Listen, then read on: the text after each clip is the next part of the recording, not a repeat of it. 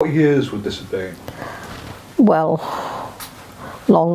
before the First World War, really, you know, yes. Right. And so he had, you say, several sons. It had a family of 10. 10? 7 boys and Right. 3 girls, yes. And did they go into the... Some of them did, you see, but the fishing was poor. There was this recession, and my father-in-law had this gift of design and, you know, drawing, and he went to Fifes of Fairley to do an apprenticeship. Oh, I see. That's how the connection, yes. Right. He came back to Tarbert, and they designed 1 or 2 lovely boats. Cordelia, you see. And then this, I won't say this crowd, but these people down the streets here in those big houses then, the McKeevers, the Johnsons, the Burton. You wouldn't believe it, Henry, but they sailed up the west, they loved the west coast of Scotland, was sailing, and of course they had lovely boats with funnels, you know. Yes. And they said to my father-in-law, Peter, there's a little yard going in Bangor. Why not take a chance and come there, and we'll be behind you. So they'd encouraged him to... They did. They realised the potential he had, because he was very clever. And he said, I couldn't possibly go to Wales from here. Well, they said, you're not doing much up here with all your brothers. And so he came and he saw the potential, obviously. My mother-in-law came and went straight back. She couldn't possibly live in such a place, in a town with no family. You see, it was only a little fishing village, and the Dickies were related to nearly everyone, as you can imagine. Anyway, he stayed for a while, and he went into a house opposite the yard, went lodging there. But he missed the children. There were 3 of them. So this was in 1924? Before that, yes. Archie was born in 1918, I think. Okay. Jack was born in 1922. And as you can imagine, Henry, you couldn't pop up to Tarbert at 450 miles, you know, at a weekend. You hadn't got the money or the cars or anything to do it. But anyway, he did go back, and there was this little bit of recession with the fishing and a lot of unemployment. And he put it to 1 or 2 good men. Would they take a chance and come to Wales? And he had this little yard, and they jumped at it. And what's more, they brought their wives, you see. Right. And that helped my mother-in-law tremendously. And they were in a house by the yard for a while, and then they bought the other house above the piers, you know. So that was it. And he really never looked back, you know. He really didn't. He built some beautiful yachts. And then the war came, and that put him on his feet, because he built MTBs. The MTBs during the war, and they also built the breakwater for him, so that the MTBs could come alongside. So when Mr. Peter Dickie, yes, came down, he already knew to some degree that he was going to get support from, as you say, yes, the McKeevers, and the Johnson family. Yes. And I understand that they then went to him and said, we'd like a boat down here. Is that what happened, as far as you know? There was a lovely boat called Janetha, and they even built a shed for it to be built in. The big shed in Dickie's, yes. That was for Mr. Hetherington. Now, Mr. Hetherington was a big man in custard and blancmanges and jellies. Right. And they were obviously millionaires, you know. And of course the Burtons went without much, you know, up the road here, as you know, and Isla Johnson's family, shipping. Oh, there was some... So then he went to Fife of Fairley, yes, back to his previous employees, and said, you know, design, can you make a design for this type of waters that I want it for? Because you can't compare the Straits with perhaps the west coast of Scotland. So I can't tell you much more, but all I know that they were a wonderful family. I went up there during the war when I first got engaged to my husband, and in fact I went there when I was in the Wrens, you know, 1 or 2 leaves, although I was a Portsmouth Wren, but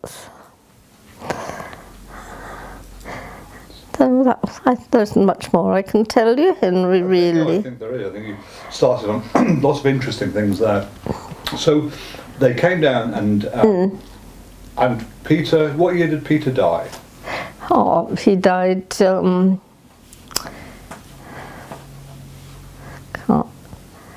he was 61 when he died, a young man. Yeah. Do you know, we'd had, it was the Burns night dinner in the hotel in Bangor, and he gave the most wonderful speech. And he wasn't one for speaking, but he did give a wonderful speech that night. And he was saying how happy he'd been in Wales and how everybody had been so kind to him. But funnily enough, I'll never forget it, Henry, he said, I have that yearning to go back home. Home to him, he went every year to Scotland. Couldn't mention going anywhere else, just Scotland, every year. After regattas were over, that was it, the exodus up to Scotland. And he said, well, I've got a yearning to go back and have my own boat up there, because he never went out in a boat, you see. And anyway, we're getting ready to go home, and Ida, Pete, my sister-in-law, and I were as near to you. And he just dropped dead like that. He just went down like that, like a stone. He either had my coat on his arm or Ida's coat. He was helping us with our coats to come home after he'd given this wonderful speech. And Dr. Reid Beaumaris was at the Castle Hotel in Bangor, and he came straight away, and all he did was this. He'd gone. 61. It was terrible, really, because 61 today is Andrew's age, you know. How old are you? And yes, you see, though. So he went so quickly, and that was really sad. And I don't think really the yard's been the same since. You see, my husband really wasn't a sailor. And Archie was good, but not good at running a yard, which was a shame, really. Archie was wonderful in a boat. I still miss seeing him in number 17. Anyways. And so at the point of Peter's death, had his sons, had Jack and Archie started running the business? Archie was in the army, of course, you see.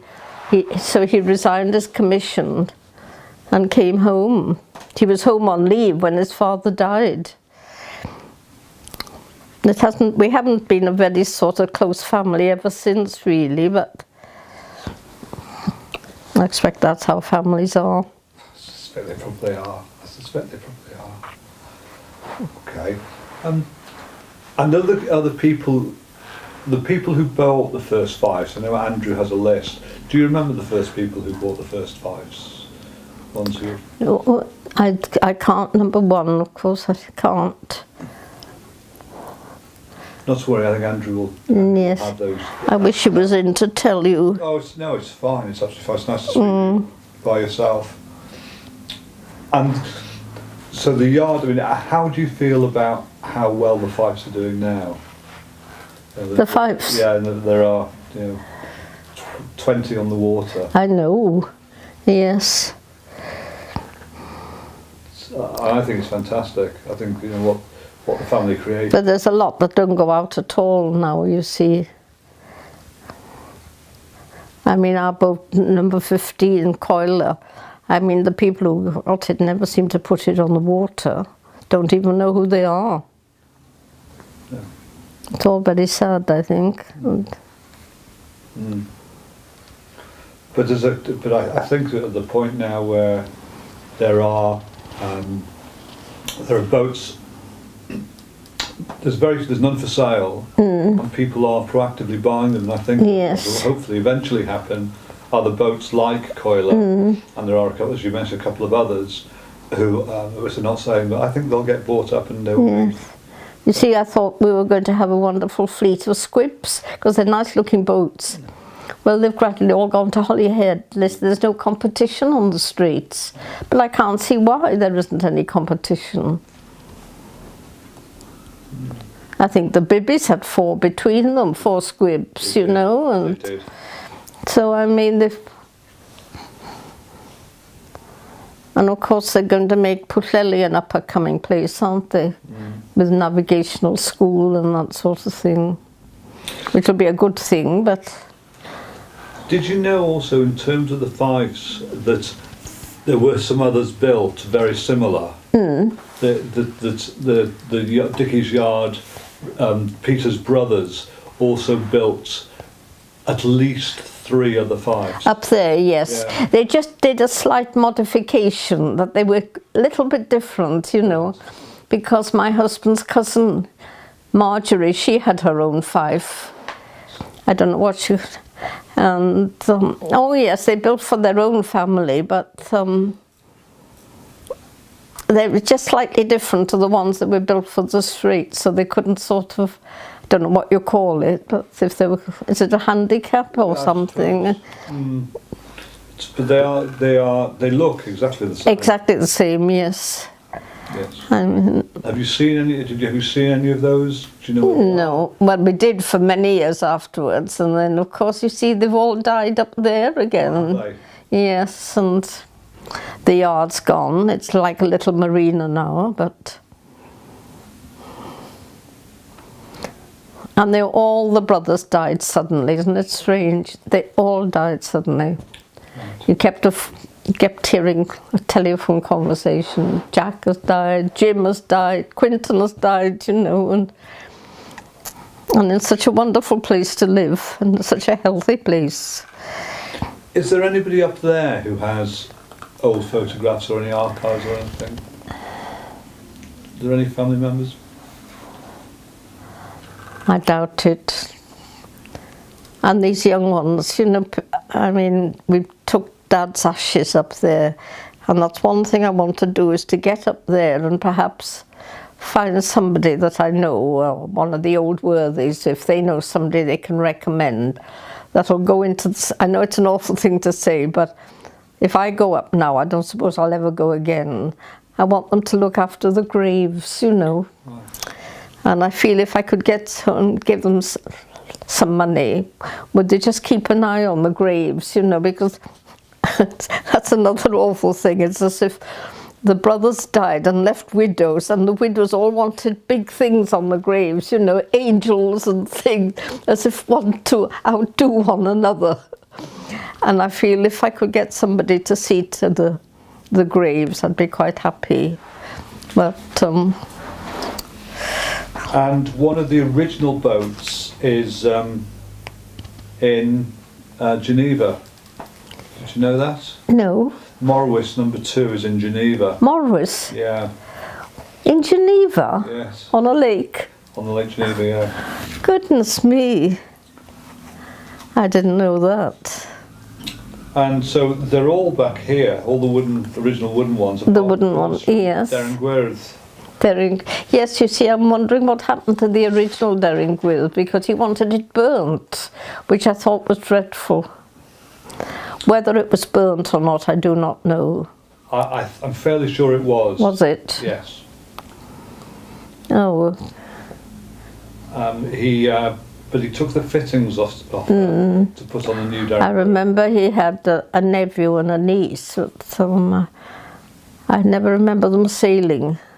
And you see, with Isla Johnson, she had a cousin called Billy, and he had a family, but I don't know what happened to them.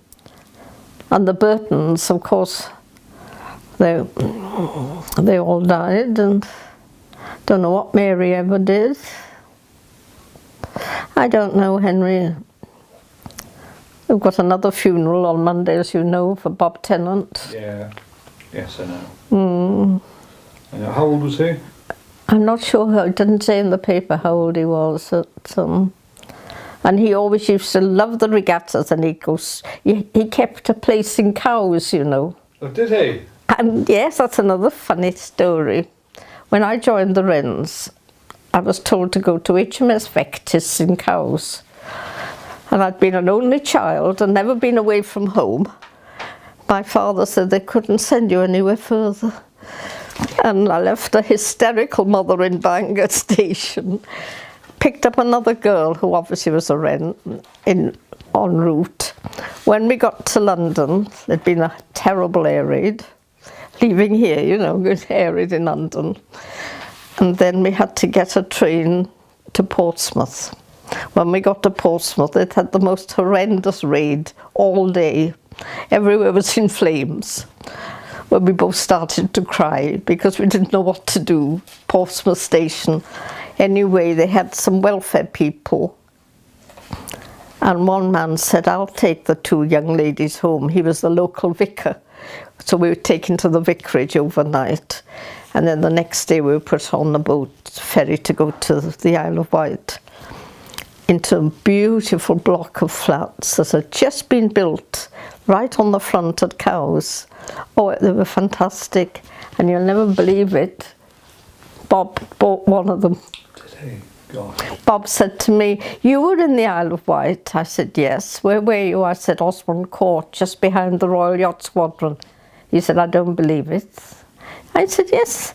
Well, he said, I bought one in Osborne Court. What a small world, isn't it?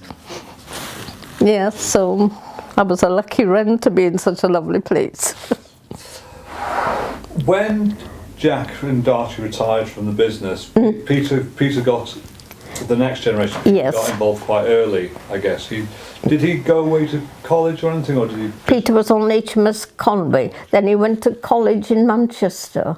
Right. Don't know what he did there. Business studies, I think. Right. But, and then he ran the yard until yes, the current day, in effect. That's right. Yes, and now it's at Port Penryn, and apparently not doing so well. I mean, both the boy and Malcolm's a director still, and both of them are shareholders, but there's nothing much forthcoming at the moment. Right.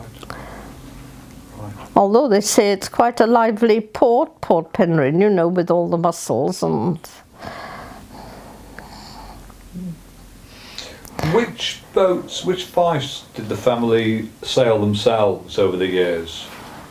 Well, my father-in-law never went in a boat, hardly. No, he liked Constance, a little a launch, you know, he liked that, but he didn't sail as such. But Archie'd always had number 14, number 17, and then Jessie and I had number 15. Right. But she really wasn't very interested, Jessie. So, just going back now, the old Grandma Dickie was Peter's widow. Is that right? Yes. She loved Constance. We used to some Saturday afternoons in Constance, yes. Because she was very Scottish, as you say. She was lovely, yes. Very down-to-earth woman. Yes. Yes. But then, Archie also sailed Coralie for a long time. Yes, he did. And as a young boy, he was always with the Burtons. Right. Yes. And also the Perry Knox Gores, Havant Loan. They were brigadiers in the army. There were 3 brothers. They all had high-ranking positions. But Archie was very, very good in a fife, you know, in any boat. Were those the days of the paid hands? Do you remember the paid hands at all? Yes, well, we all had so many people, younger people, who wanted to come aboard, you know, and help. And now I don't know who Archie used to have with him. Who did your father have, Henry? I don't think he ever had. I mean, in his latter days, he had Eric Hewitt sailing with him. Now, who can I think that Archie had? Because Roy Jones was the last of the paid hands. Roy Jones, yeah. Yes. Did he used to sail, and then he was with Greta's father, wasn't he? With GH. Greta and GH Maud, Williams. yes. Your Maud's up the road here now, living now, you know. Oh, is she? Mm. What else happened? I think that's fine. Thank you, Dorothy. That's lovely. That's really helpful. And We'll do that. GH. Alex saying that will probably do it. Unless Alex, have you got any suggestions in terms of anything else you?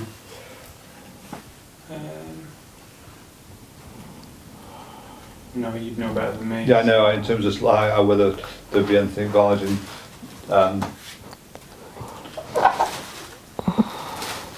No, it's fine. We'll call it that.